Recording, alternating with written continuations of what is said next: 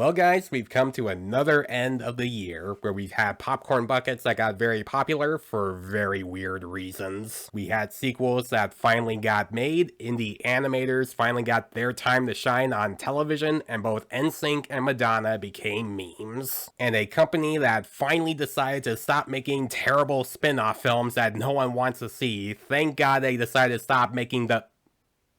Oh. Only temporarily. Sure, there have been some disappointments and some box office bombs, but not as bad as last year, where every big film was just a big box office failure. But this year was good. We've had some good things happen in 2024 and some good movies as well. And that is, of course, what we are going to be talking about in this video. Also, this is the first video I'm doing after getting over a terrible cold that I've been dealing with for a few days, but gratefully I'm getting better. I'm still feeling a lot better than before, even though I'm still getting some sniffles and some coughs. So if you see me sniffling or coughing a few times, I'm sorry, that's just me trying to get over a bad cold. Now, like I've been saying for the past couple of years, grades in this list don't matter. Just because I gave a film a lower grade than the other doesn't mean I like it less, and it also doesn't mean that just because I gave a film a higher grade doesn't mean I love that film more than the other. So if you've been watching my videos throughout the whole year, just keep that in mind, because those are gonna happen throughout this video. Now, I did not see every film that came out in 2024. I did not see movies like The Substance, and there were some that I unfortunately missed. So if you're expecting some of your movies that you love that I'm gonna mention, then sorry, there weren't any that I saw yet. Now, I do have a few honorable mentions, movies I watched and loved, but sadly didn't make it on this list. Movies like A Quiet Place Day One, a really good movie that shows the perspective of characters witnessing aliens come to Earth. Caddo Lake, a great twist that happens halfway in that makes the film so much better. Longlegs, a dark and disturbing thriller that keeps you on the edge of your seat. Abigail, a very fun and self-aware horror comedy. And Furiosa, a great origin story to the best character from Mad Max Fury Road. I recommend all of those films that I just mentioned, but the next 10 that I am gonna mention, in my opinion, are even better. Number 10 is Hitman. This is a very funny movie where you get to see someone come out of their shell and takes a character that makes him feel like a completely different person and showing how his life goes upside down for him. And that leads to some hilarious moments where Glenn Powell wears different costumes for people that hire him to kill someone when he's not really gonna do that. Glenn Powell was fantastic as a character, and I'm looking forward to seeing what else he does in the future. It's definitely a really fun movie that I do recommend for you to watch if you haven't yet. Number 9 is Kingdom of the Planet of the Apes. This movie still understands what this franchise is supposed to be and what it's supposed to have. It still feels like it's focusing on the apes more than the humans. It has incredible motion capture work on the apes, and it has characters that make decisions that do make you think, and it has characters that make good points throughout the film. Number 8 is Challengers. This movie takes our three main characters back and forth through flashbacks where you learn a lot more about them and see what they later became in current time. And this movie did a really good job doing so, giving us characters that feel fleshed out and get you invested in what's going on. It has incredible cinematography, and in my opinion, Zendaya gives probably her best performance. Number 7 is Deadpool and Wolverine. Yes, this is a big fan service movie. Yes, the story is very basic. And yes, the main villain of this film is very forgettable. And I still stand by those issues I mentioned in my review for the film. But at the end of the day,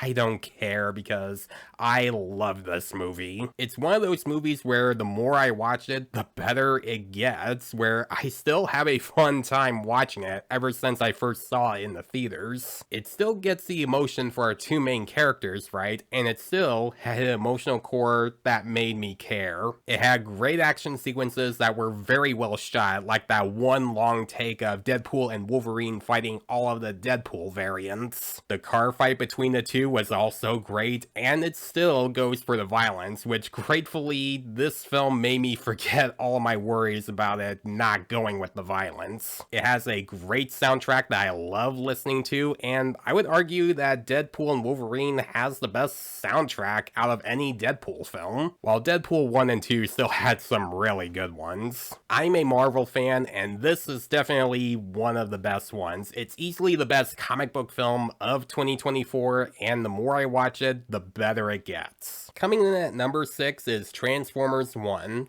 Guys, I'm not a huge Transformers fan. I played with some of the toys and seen some of the animated films and shows, and I wasn't super excited for this film. And with most of the Transformers films not being that good, I wasn't interested in this because of that.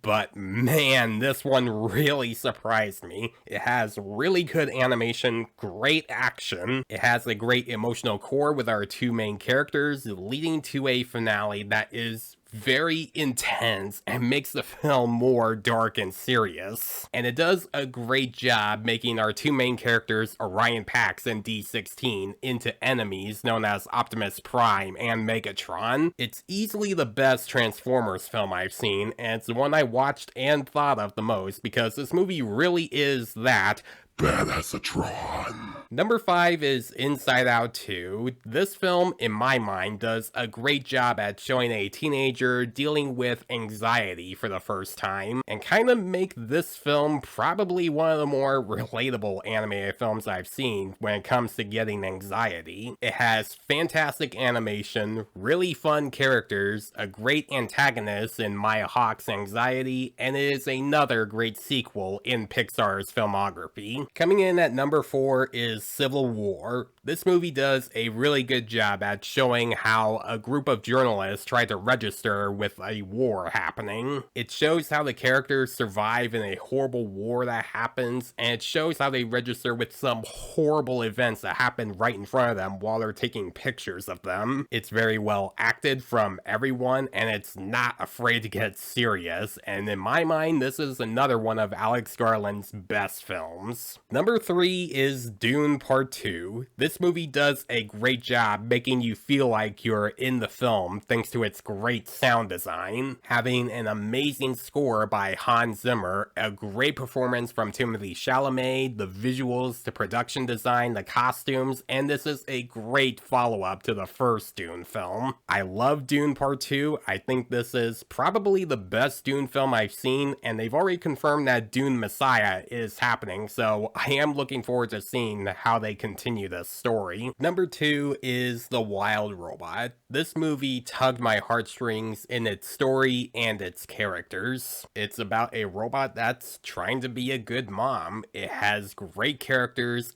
incredible watercolor animation. It's one of DreamWorks' best anime films in recent years, and this movie proves that animation is great for both kids and adults. And out of all the animated films that came out this year, this film for me is the best anime film of 2024. And now we are in the number 1 spot. This film was the one that touched me in the heart the most, and it is the only one I gave an A+ to. And it's a movie that I will look back and say it is one of the best films I have seen in 2024, and it is the best one of the year, period. And that film is Superman, the Christopher Reeve story. Now, documentaries aren't really my type of genre. There are some that I really enjoy, like Won't You Be My Neighbor, Still, and Super Size Me, but documentaries was never one of my favorite genres, in my opinion. But this documentary made me emotional like it was supposed to. It delves into Christopher Reeve's story before and after his accident, and wasn't afraid to show some of the more bad stuff that would happen in his life. It had people that were being honest about what Christopher Reeve was like, and it shows some of the mistakes that he went through and some of the mistakes that he made himself, and how those mistakes made him a better person later on. on, and a lot of that is why this movie takes the #1 spot on this list, and that's still surprising to me because, again, I'm not into documentaries a whole lot, but this one made it on this list and became #1 on it, mostly because of the story that they went with, and I love the character of Superman, and I love Christopher Reeves' take on that character. If you have not seen this movie, please watch it. This movie is a great documentary where you get to learn more about Christopher Reeve. If you love Christopher Reeve's Superman, definitely watch this film. And that's all I got for the top 10 best movies of 2024. We've had a lot of films this year, and I'm glad that I talked about these films with you guys. And as always, if you like this video and you love what I do, then please leave a like and subscribe to my channel so you don't miss a thing, because it helps my channel grow. Hit the notification bell so you know what other videos I'm posting. Follow me on Facebook and Instagram. Thanks for watching, guys, and I'll see you in the next one.